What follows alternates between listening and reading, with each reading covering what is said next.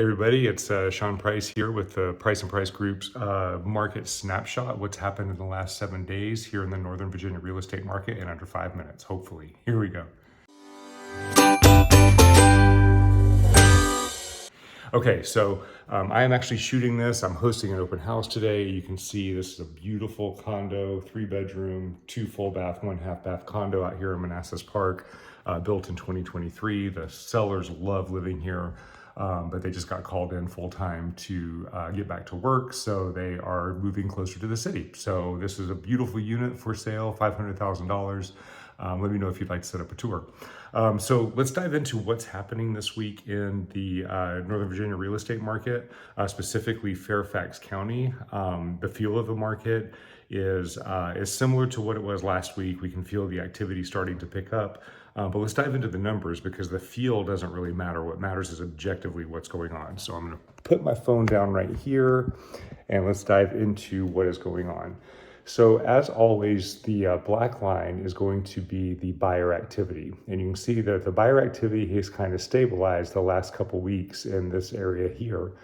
And you can see the inventory is continuing to drop.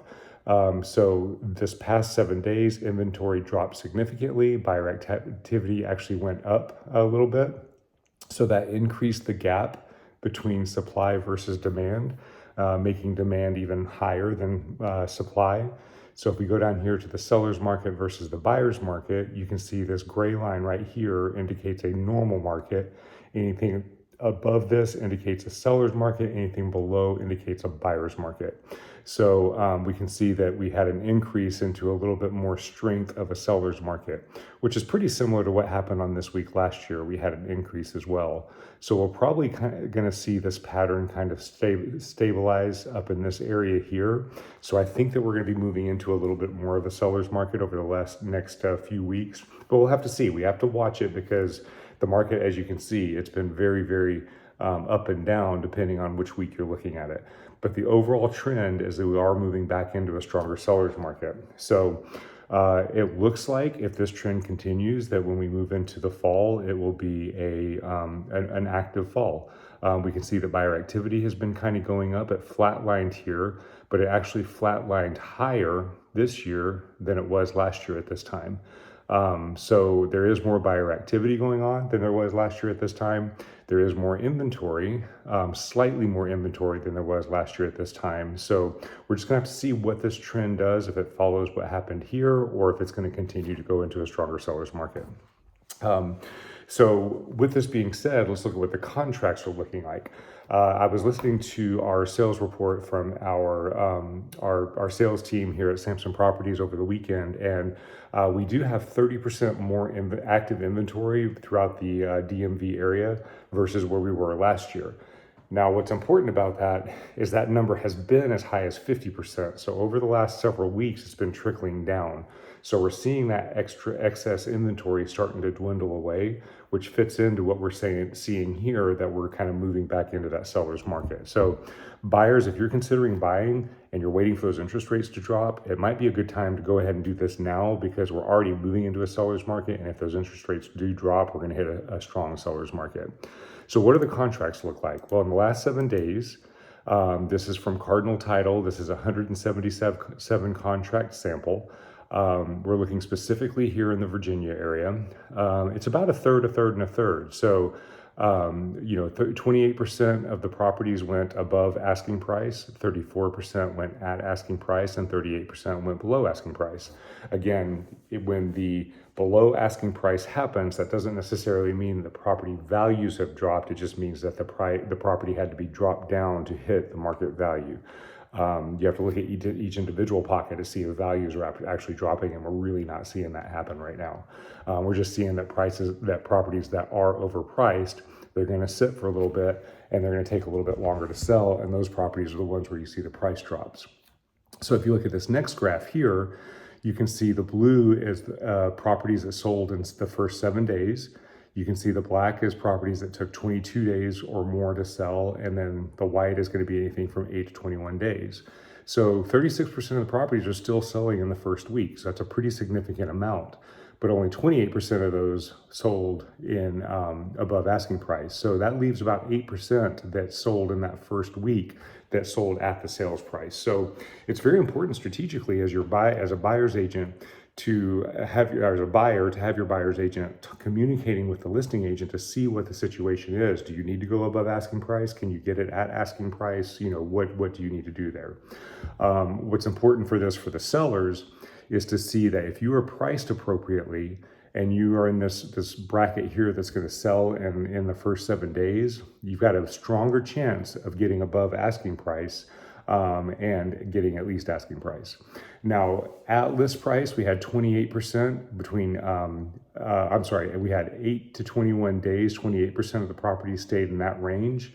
And then that adds up beautifully here for the properties that sold at listing price. So basically, we have 62% of properties sold at listing price or above, and we have 64% of properties sold before 21 days. So you have the key to get your listing price is going to be that you sell within that first 21 days.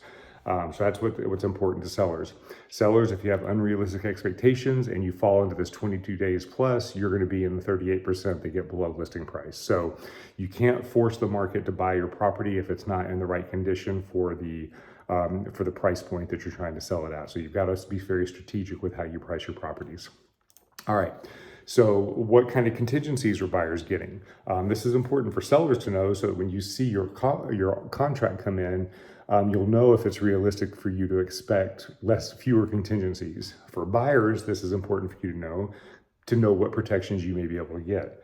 So in Virginia, finance contingency, about 25% did not get it, about 75% did. This has been pretty consistent over the last several weeks. Same thing on the appraisal contingency, 4% did get it, 26% did not. But here's the big one on the inspection contingency, 54% did get it. And we've seen this over the last 3 or 4 weeks where a little over half of buyers are actually able to get the inspection contingency as a part of their contract. This 46%, I'm willing to bet that the vast majority of those did a pre-offer inspection because sellers are open to those right now as well. So this is a good time for buyers because you can get your protections into the contract and make sure that you're protected. So basically, if you are a buyer, it's a good time for you to get out there and start looking because we're seeing ourselves starting to move into that seller's market. But you're still getting contingencies. So before these contingencies start going away, before that competition creeps back in, now's a good time for the buyers to get out there. Sellers, it is still a good time to sell, but you've got to be really, really careful about how you price the property and how you prepare the property because you've got to, really get that property under contract in that first 7 days, ideally, but at minimum that first 21 days, or you're going to end up dropping your price.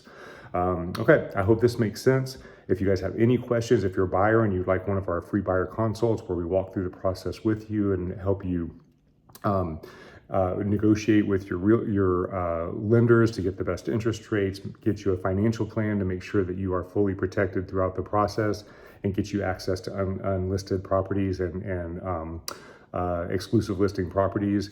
We would be more than happy to sit down with you and do that at no charge. And sellers, if you would like us to come by and take a look at your property, give you recommendations on any improvements or updates you might want to do that give you the best return on investment.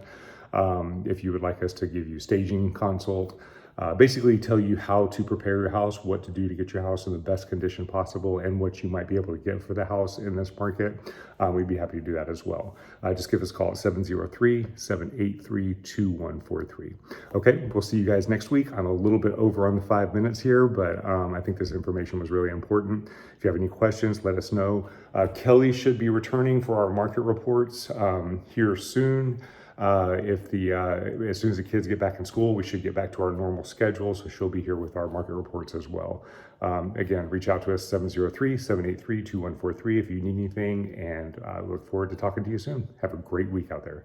All right, so the numbers are in. How did July of 2025 compare to July of 2024? Is the market starting to crash? Are home values dropping? What is going on in the market?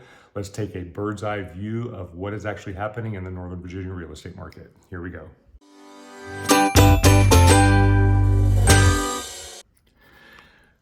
Okay, so this is our month over month review. We do this once per month. We look at what happened in a specific month of this year versus the month of last year and what is trending. And the reason we do this is, as you know, we do our weekly market reports because that gives us a real-time lead value, lead measure strategy session so we know how to go into the market on any given weekend. This month over month review is to give us a bird's eye view so that we can see what's trending. We can back out a little bit and not be caught up in the minute chaos. We can see what is trending. You know, our price is starting to come down. Are we looking like we're moving into a buyer's market? Is it still a strong seller's market? You know, what exactly is going on? So that's what we're doing here. We're taking that bird's eye view. So let's go ahead and dive in and see what July of 2025 looked like versus July of 2024. All right, let me get you into position here. Okay, so new listings for July of 2024, 1,237. So this was the inventory, this was the supply, versus July of 2025 is here. July of 2024 was 1,209. So inventory was up 2% year over year, July versus July. Inventory was up. Number of sales was down 6.5%. So we did 1162 sales in July of 2025 versus July of 2024, 1237. So when inventory goes up and the number of sales goes down, that means there's some more supply on the market. So that's going to weaken the strength of the seller's market. Doesn't mean we went into a buyer's market, but it does weaken the strength of that seller's market year over year. So let's see what else is out here. All right, if we look at days on market, July of 2025, it was 20 days was the average time it took for a home to sell. And if you look at July of 2024, it was 16 days. So homes are sitting on the market a little bit longer, 4 days on average. So then we look over here at months of inventory. So months of inventory is our absorption rate. And the absorption rate means basically is that if you took the current inventory and the current rate of sales, how long would it take to sell through all of the inventory? Anything 5 to 6 months is considered normal. Anything 5 months or below is considered a seller's market. Anything 6 months and above is considered a buyer's market. So you can see for July of 2025, it was 3 months. So we're still in a seller's market. It was up a month from July of 2024. So again, that's that weakening of the seller's market. And that's why buyers are able to get their contingencies in their contracts right now, and they're not competing with so many other buyers. So it's a good market. It's a little bit more of a fair market. Is it trending towards a buyer's market? Maybe. We'll have to see what happens in the next month, but it certainly is a weaker seller's market, but it's still a seller's market. All right, what about median sales price? So July of 2025, the median sales price was $765,635. That's up 4.3% versus July of 2024. So the prices are not coming down. Even though we've got a little bit of a weaker seller's market, the prices are still stable. They are not coming down. In fact, they're still appreciating. And typically, over a 42-year period, the average appreciation has been about 5% per year. So this falls right into that range, about 3 to 5% per year. So this falls into that range. So we're in a good, healthy, calmer market. It just seems like it's slower because we're so used to the chaos of the past several years. So prices are not coming down. They actually have gone up again year over year. So what does median sales price mean? I'm going to go into this a little bit. I do this every couple of months just to remind everybody what median sales price means. So median sales price is the number that falls in the middle of the sampling of all the sales that occurred. So for example, they use median sales price versus average sales price because they don't want a large sale or a really small sale to skew the number. So they use the number that fell right in the middle. So it's a good measuring tool to get as accurate as you can to see what's going on. But I want to show you how median sales price can be misleading. So in month one on this example, I have a limited number of samples here. And you can see the sales, 3 million, 2.75, 1.65, 1.5. 500,000 is the median sales price because that's the number that fell right in the middle. And you can see 350, 275, 225, and so on. So the median sales price for month one is $500,000. Month 2, we had a whole new set of sales. We had 4.2, 3.5, 3.25, 2.5. You can see every number here is higher than every number here. Our median sales price, the one that fell right in the middle, was 400,000. And then you go to the lower ones and you've got 395, 385, 350, 315. All of these numbers are higher than these numbers. But the median sales price was $400,000. So if you take the median sales price for month 1 versus the median sales price of month 2, you had a market decline of 20% based on median sales price. So the way this is going to be reported is that house values are plummeting, that the market is crashing, that there was a 20% drop in the market. Sorry about that. There was a 20% drop in the market.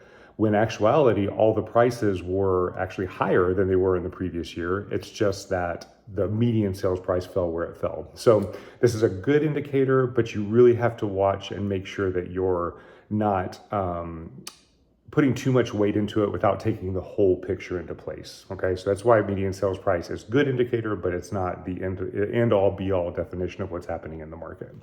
Okay, so basically what it looks like is the Northern Virginia real estate market is still very strong. It's still a seller's market. It's a little bit softer of a seller's market, but prices are still going up, and you just got to be out there and be strategic. It's a better opportunity for buyers than it has been in the last 3 to 5 years for sure. But it's still a competitive market. So just be prepared, make sure your agent is guiding you appropriately. And if you guys have any questions, would like a free seller's consult or a free buyer's consult with me and Kelly, we'd be more than happy to sit down with you at 703, reach out to us at 703-783-2143. And we'll see you next month to see how August of 2025 did with August of 2024. Have a great month.